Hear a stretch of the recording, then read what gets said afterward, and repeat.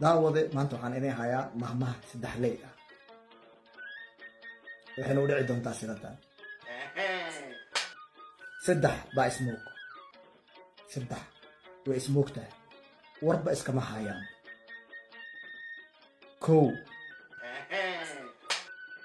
nin waalan oo ismoog labo nin jaban oo ismoog nin indha la'aan ah haddana ismoog waa arrin cajiib ah waa saddex ismoog saddexdaas nin indhala nin waalan iyo nin jaban saddexdaasba way ismoog yihiin war iskama hayaan aan ku bilowno kan koowaad nin waalan oo ismoog waxaa laga wadaa nin warxumo tashiil ah dadka ayuu isku diraa gabar iyo ninkeeda isku diraa laba qof meel ka joogto isku diraa waa nin dad leh bes inuu isku diro shaqadiisa ah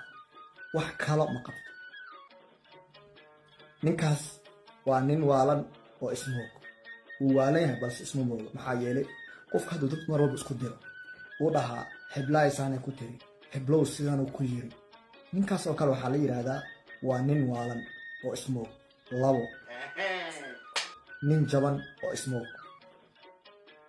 wuu jaban yahay ninkan wuuna ismoogaa waa kuma ninkaas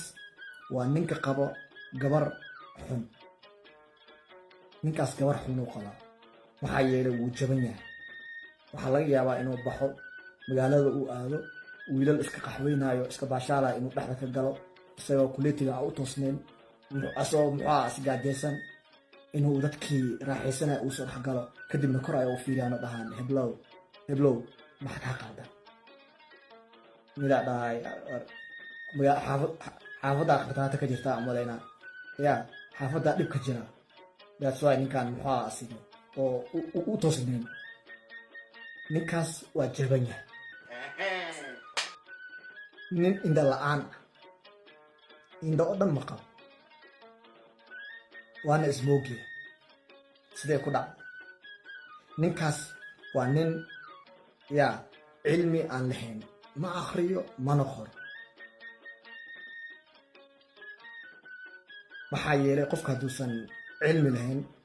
uu wax akhri karin waxna uusan qori karin waa nin indho la'aan ah horyaa loo yiri cilmiga waa iftiin iftiinkiyaa kaa maqan maba aragteedba iftiinkii marka indha la'aanaa tahay marka wax aad leedahay ma laha barnaamijkeena intaas ayaan kusoo gunaanadaynaa barnaamijka waxaa idin la socodsiinaya anigoo Sayid Xasan barnaamijkan mid lamid ah intaan kulmi doono waxaan idinkaga tegayaa assalaamu calaykum waraxmatullaahi wabarakaatu